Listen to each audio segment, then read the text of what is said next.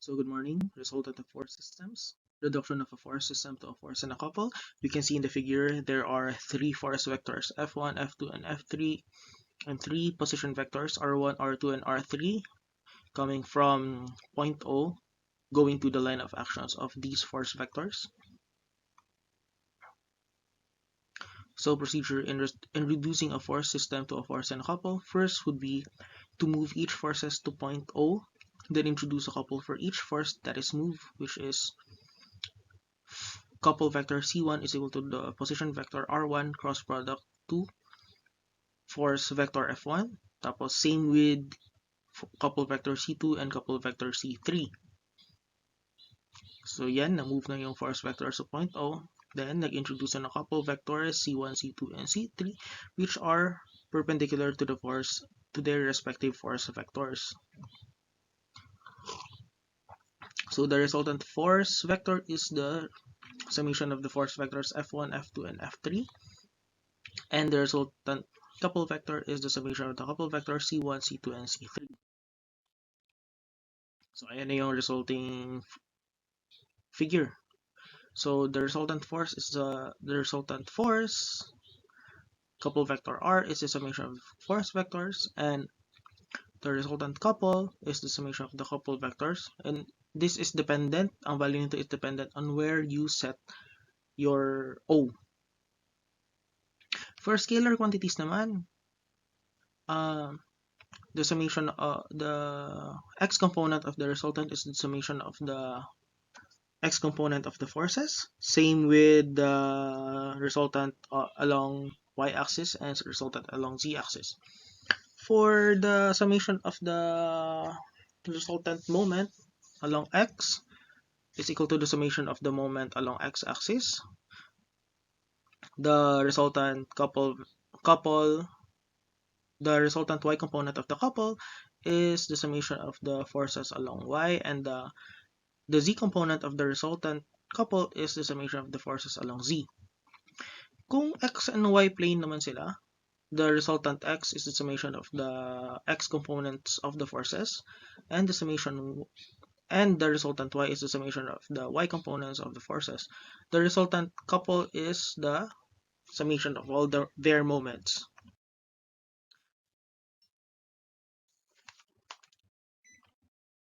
So problem 1. The force system acting on a structural member consists of the couple C and the forces F1, F2, and F3. Determine the equivalent force couple system with the force acting at point G. Use C equals 200 pound-feet. F1 is 100 pounds, F2 is 90 pounds, F3 is 100 pounds. Given F1 is 100 pounds, F2 is 90 pounds, F3 is 120 pounds, and the couple is 200 pound-feet. Ang required ng hiningi ng problem is the couple vector R and the resultant couple vector, ang nare-require is yung force vector R and the resulting couple vector CR. So solution, first we transform force 1 into its rectangular form gamit yung lambda niya, gamit yung unit vector niya. So ayan, force vector F1 is equal to negative 51.215I plus 76.822J plus 38.411K pounds.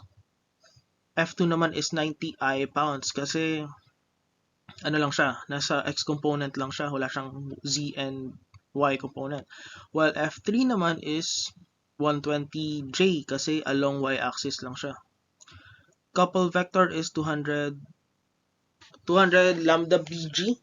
Sa mga nagtatanong bakit BG ang gamit natin instead of GB, kasi if gamitin mo ang right hand rule, if yung thumb mo is pointing along BG, mafa-follow mo yung orientation ng couple based on the figure, di ba? If binaliktad mo naman, oppositely directed na yung curling ng fingers mo. So, magiging negative siya. So, dapat BG ang direction ng unit vector. Ayun, na note. Tapos, ayan. Couple Vector is 160I plus 0J minus 120K pound-feet. Yan lang yung couple vector ng given na couple, hindi pa yun yung resultant. So, resultant of the forces is the summation of the vectors F1, F2, and F3. So, ayan. Resultant is 38.785I plus 43.178J plus 38.411K pounds. So, continuation. So, R1 and R2 is RGB, acting at point G, diba? Kasi si F1 and F2, they both intersect point B. So, it's useless if dalawang position vectors pa gagamitin natin. Kasi nagsha-share naman sila. So, ayan nga. So, RGB is negative 4I plus 0J plus 3K inches. Ay, feet dapat yan. Ignore. Feet yan. The resultant couple vector is the summation of the cross product of the position vectors of the force vectors and the moment na given. So, R1, R2, gawin natin RGB nga. R3 is 0 kasi nasa point G na siya. Ang hinahanap natin yung force couple system at point G. Si F3 is intersecting point G, so 0 na yung position vector niya. So, resultant couple is the vector RGB cross product, the sum of force vectors F1 and F2 plus yung couple. Ayan.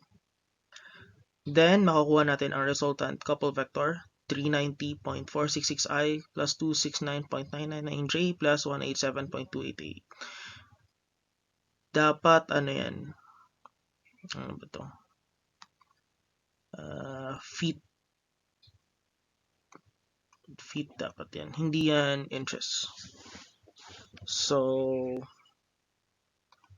ayun. I-box natin yan. Meron tayong final answer. Problem 2 naman. The coplanar force system consists of 3 vectors and 1 couple. Ito. 3 vectors and 1 couple. Tapos, ito. 3 vectors, 1 couple. Determine the equivalent force couple system with the force acting at O.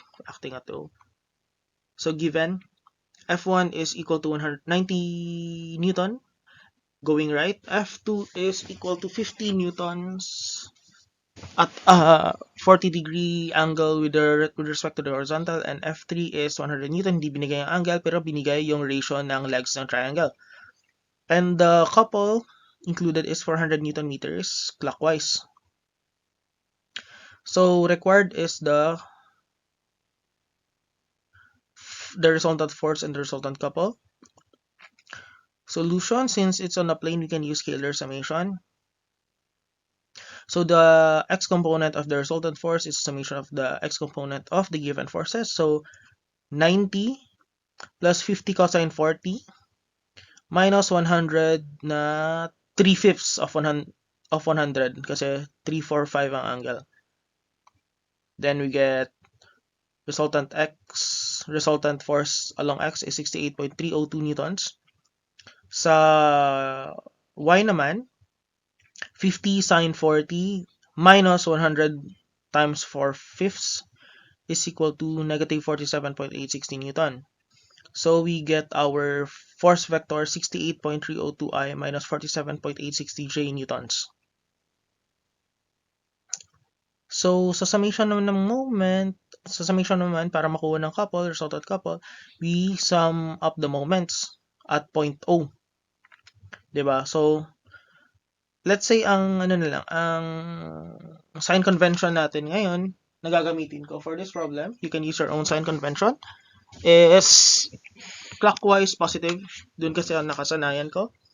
So 90 Newton times 0.6 plus 50 cosine 40 times 0.5 minus 50 sine 40 times 0.8 plus 40 Newton meter. Hindi ko na sinali tong force at point O kasi wala siyang mabibigay na moment since it passes through point O. So, the resultant couple is 87.490 Newton meter, which is positive, kaya clockwise siya na following ang sign convention natin. Ayan. Problem 3. Replace the two forces and a couple acting on the bent road. Road yan.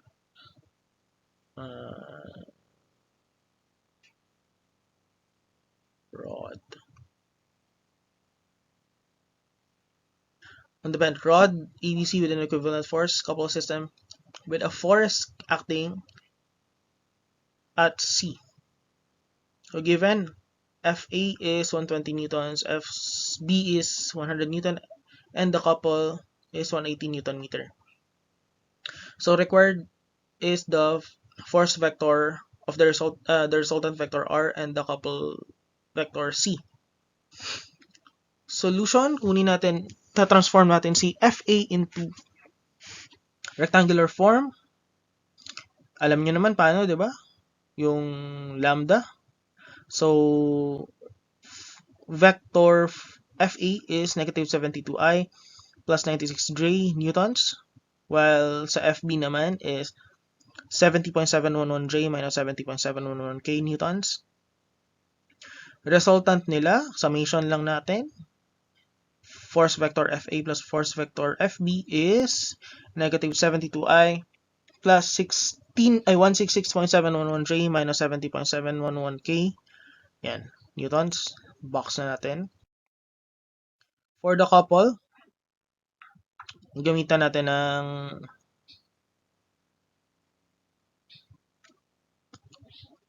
lambda na method. BA ang lambda nito. Wait. No, AB. Lambda AB. Ang direction niya is AB. Using right hand rule. So, the couple vector is negative 108i plus 0j plus 144k Newton meter. Hindi pa ito yung resultant vector.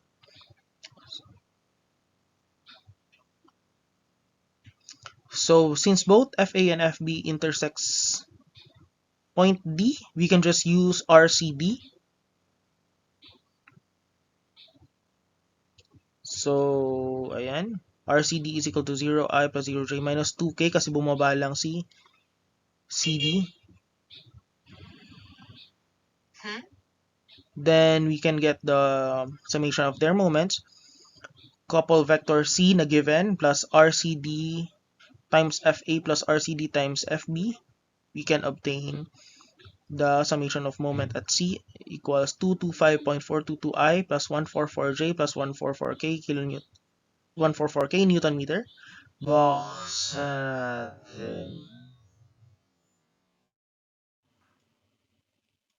So, resultant of coplanar force systems. Resultant of a force system is the simplest system that can replace the original without changing its external effects on a rigid body. So we can see in the figure that we have three coplanar forces, F1, F2, and F3. And same sa procedure kanina, ilalagay sa R, then kukunin yung resulting moment. Replacing the original force system with R, dapat yan. Mali.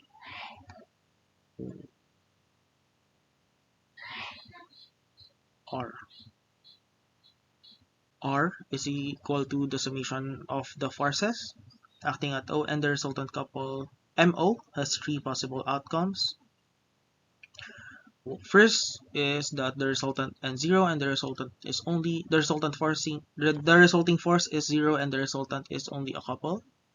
Second would be the resultant couple is 0 and the resultant is only a force. Third is both of them are not equal to 0, but because they are perpendicular to each other, they can be replaced by a force R acting on a point different from O. Pero moment pa rin niya is equal to RD along point O. Ganyan.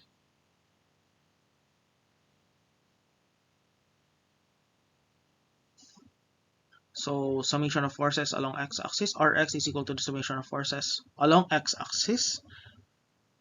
The resulting x component of the force is equal to the summation of the forces along x-axis, and the y component of the resultant force is equal to the summation of the forces along y-axis, and the moment at O is equal to the force R and its perpendicular and its distance d, which is the perpendicular distance between O and its line of action.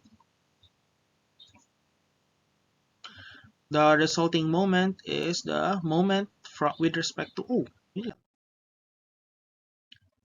So there are two types of coplanar force system: concurrent, which is acting on the same point, which in this case is O. Ang mare-result lang nito is wala siyang resulting couple, pero may resultant force lang siya. Ito naman, parallel coplanar force system.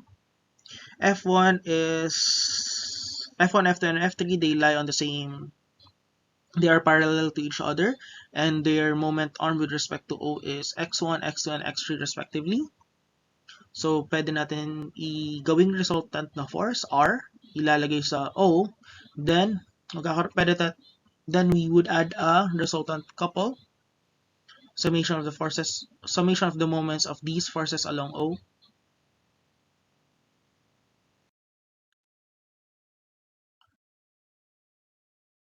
So problem 4. The force R is the resultant of the other three concurrent forces shown. Determine P and R.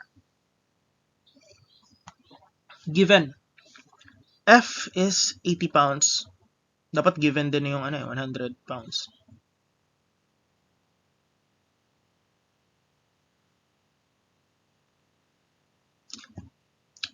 Ang required is the forces P and R.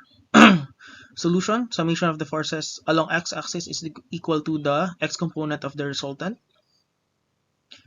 P sine 20 minus 80, wala na siyang sine, wala na siyang cosine kasi along x-axis lang siya, is equal to R cosine 30, diba? Si R is already a resultant, hindi siya part. Nakasulat dito, the force R is the resultant of the other three concurrent forces. Meron na tayong equation 1. Next, the summation of the forces along y-axis is equal to the y component of the resultant. P cosine 20 minus 100 is equal to R sine 30.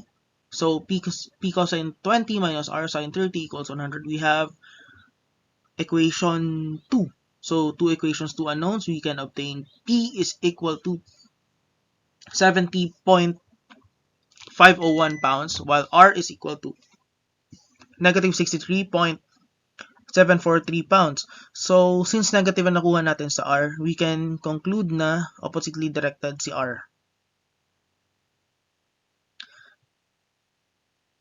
Ayan. Next, so ipapakita natin yung angle lang nila with respect to the horizontal.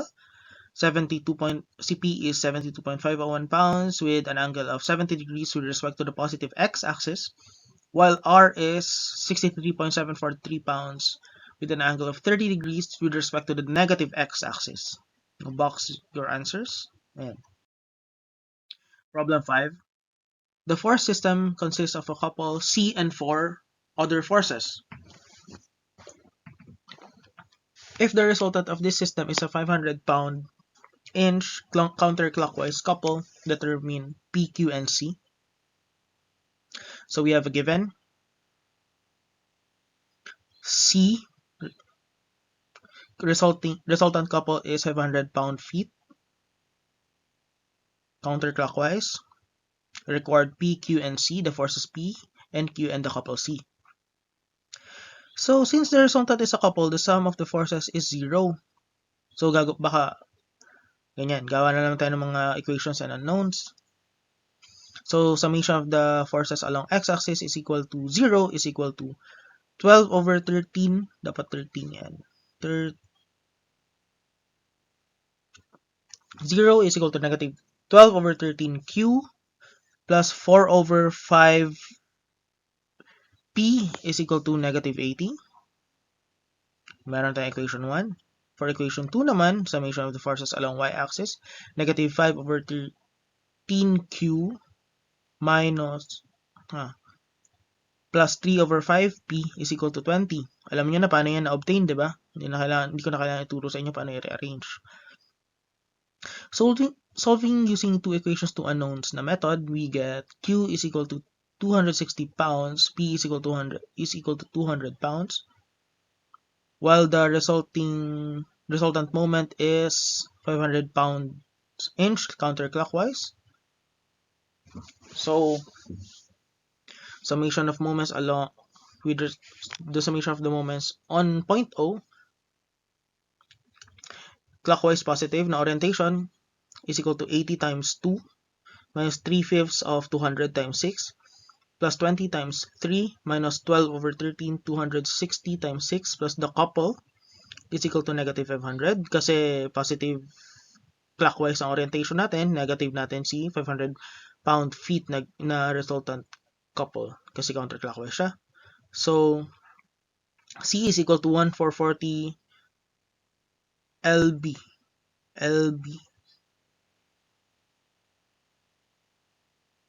inches clockwise. So, box natin ang final answers natin. We get that. So, problem 6 naman. The resultant of the three forces is a force R that passes through point B.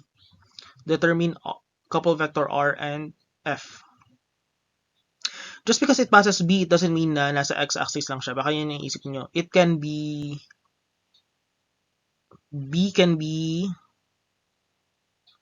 going there. B can be going there.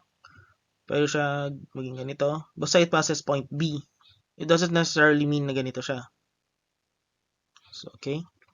So, given force at A, let's say FA na lang, C 30.5 pounds going left, and force B is 36 pounds going vertically upwards. Ang required is force F and the resultant.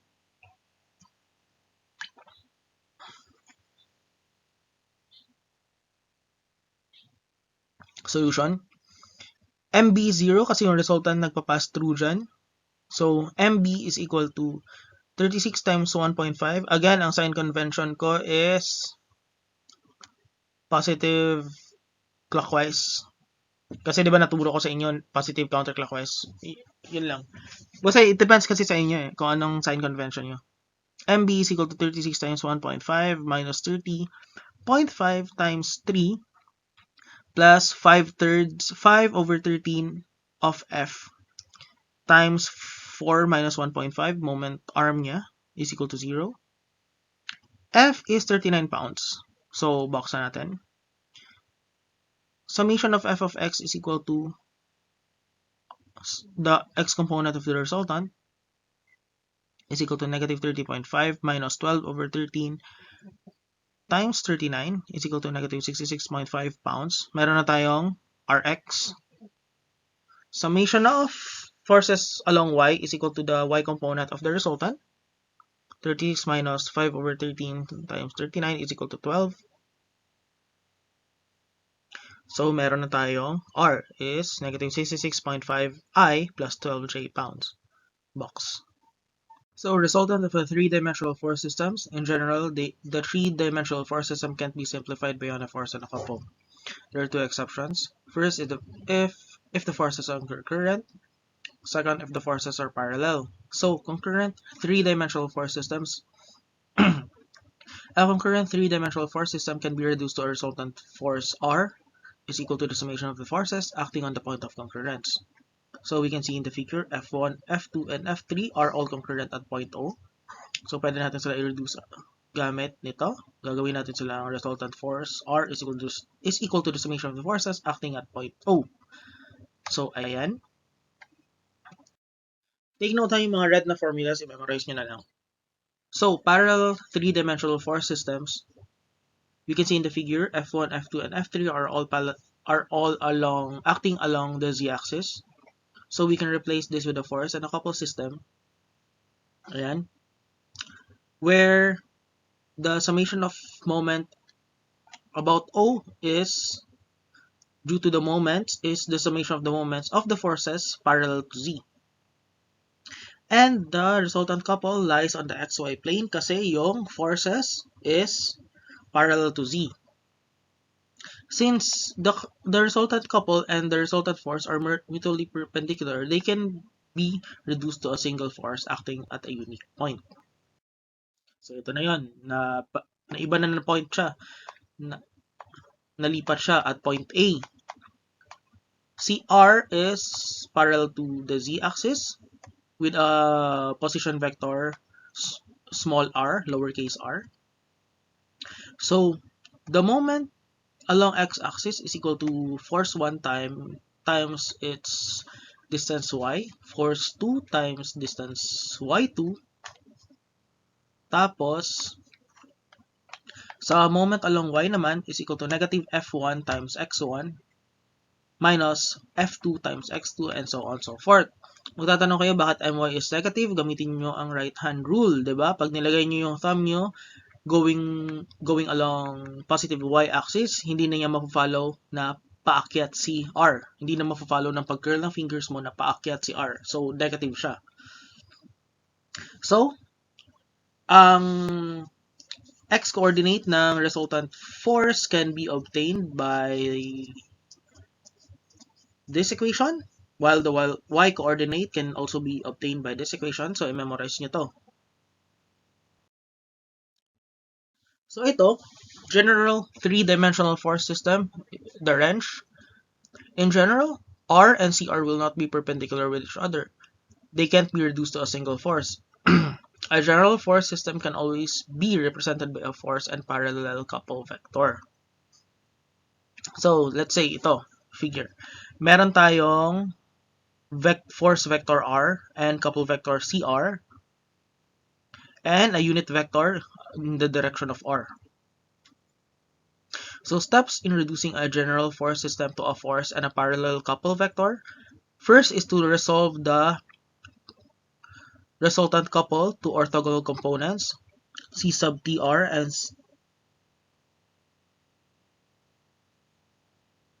and C sub NR, which are parallel and perpendicular to R respectively. TR. Ayan. C sub TR is the component of the couple that is parallel to vector R, while C sub NR is the component of the couple vector perpendicular to the force vector R. So, marereduce natin siya dito. You can see where C sub TR is equal to the resultant couple cross dot product ng unit vector in the direction of R times the unit vector in the direction of R. Tapos naman yung normal component ng couple vector is equal to the resultant couple minus its component na parallel sa force vector. Second step is since C sub N R and the force vector R are mutually perpendicular, they can be replaced by a single force R acting at A. The line of action is determined by its requirement that moment about O is equal to C sub R. So then we can see in the figure.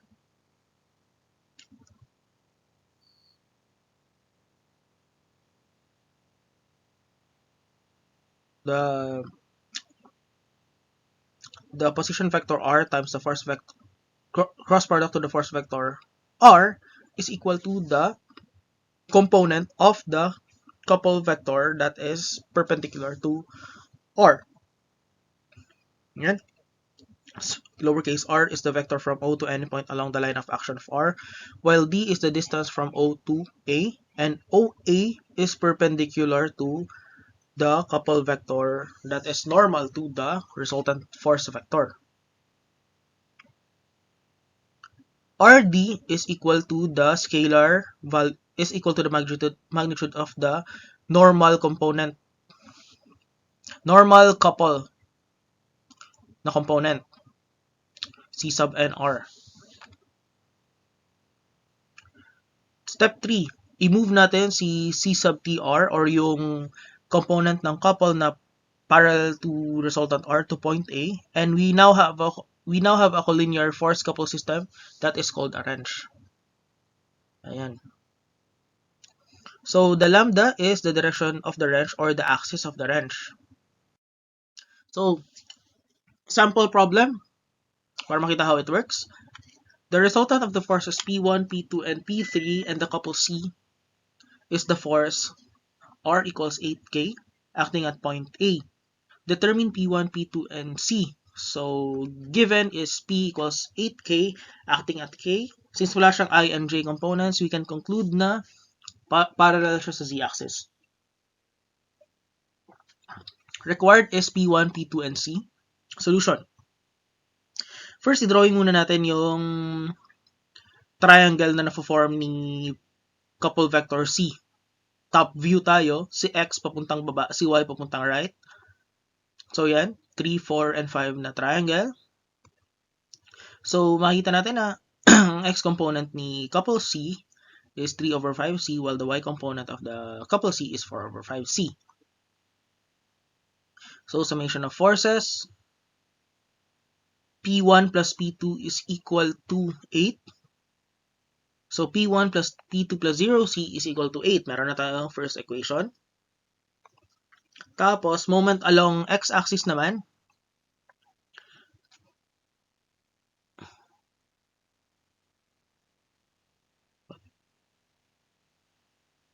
(5P2 plus 3 over 5C is equal to negative 20 times 8.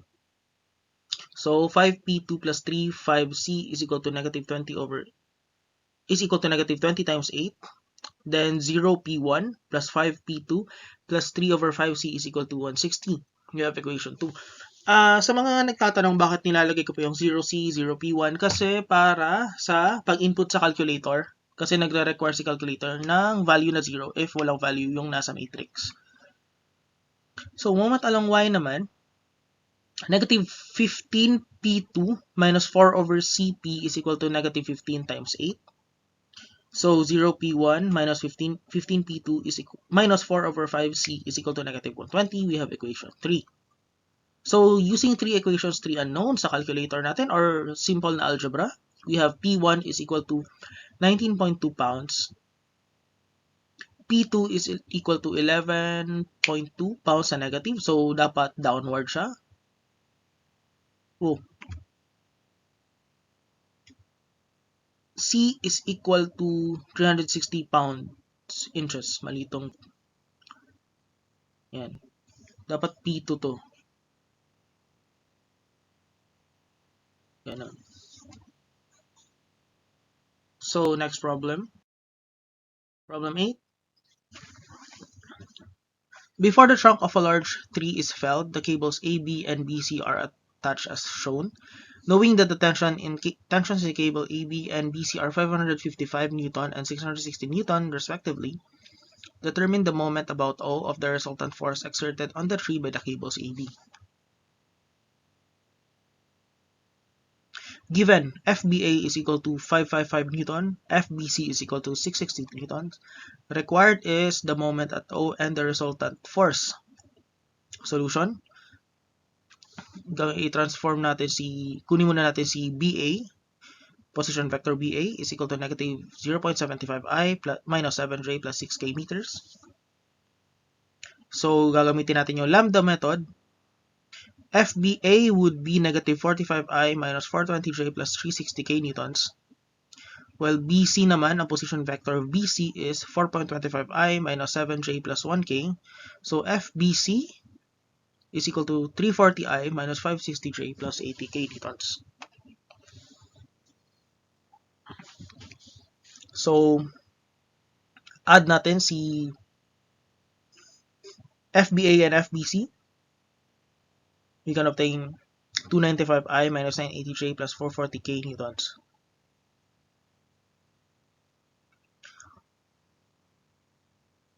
Ang ROB naman, kasi kukunin natin ang moment na ginagawa, moment about O due to these forces. Same sila ng distance ng position vector. So let's just use ROB, which is 0i plus 7j plus 0k meters. So ROB times cross product sa ROB cross multiplied to the vector of the resultant is equal to 3080i plus 0j minus 2065k. So moment at about O is 3080i minus 2065 Newton meter. Ayan, box na natin. Problem 9. The force couple system consists of the force R is equal to 50i plus 360j plus 400k newtons and a couple vector CR 1200i plus 750j plus 500 k newton meters. Determine the equivalent wrench and the coordinates of the point where the axis of the wrench crosses the xy plane. Given R is equal to 50i plus 360j minus 400k, CR is equal to 1200i plus 750j plus 500k newton meters. Required the equivalent wrench. So, since equivalent wrench siya, yung component ng resultant couple na parallel sa R and yung R mismo, and the coordinates kung saan na-intercept yung x and y plane. So, solution. Kunin natin ang unit vector ni R muna. So, unit vector R is equal to the vector R all over the magnitude of R. Ayan, nakuha natin. Si lambda is 0.421i plus 0.607j minus 0.674k. Yung formula naka-red kanina, recall natin, yung component ng resultant couple na parallel sa direction ng R is equal to the cross product of the resultant couple and the unit vector of R times the unit vector of the direction of R. So, ayan. So, we can get na CTR o yung component ng resultant couple na parallel sa R is equal to 245.447i plus 353.887j minus 392.949k Newton meter dapat. Actually, yan ang answer sa isang given, pero mamaya ko na ibabox. So, ang recall natin, ang formula para ma-solve ang orthogonal component ng couple vector na perpendicular sa R is equal to CNR is equal to CR, which is yung couple vector, minus C sub TR. Yan. And we have 1200i plus 750j plus 560k minus open close parentheses 245.447i plus 353.887j minus 392.949k. We can obtain the normal component of the resultant couple as 954.553i plus 396.113j plus 952.949k. So, since may value na tayo ng C sub NR, we can get the position vector of the resultant force na. Position vector R cross product to the force vector R is equal to the perpendicular component of the resultant couple.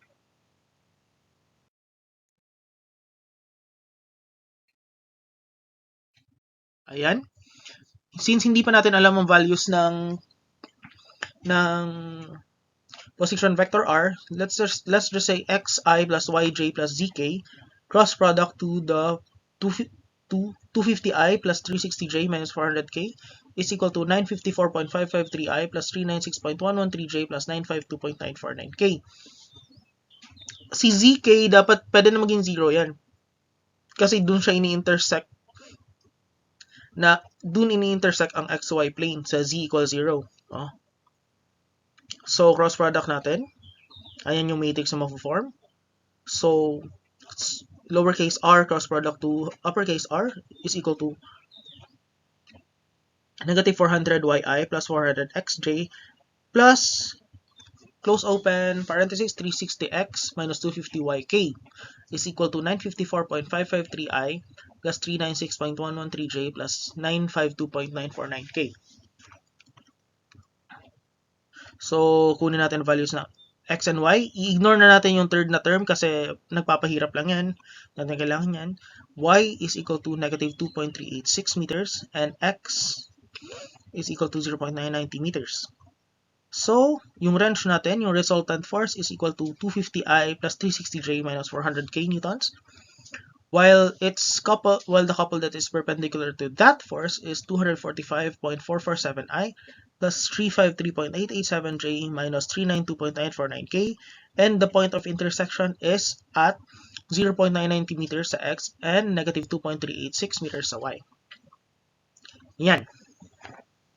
So that is all for the resultant of the forces. So thank you.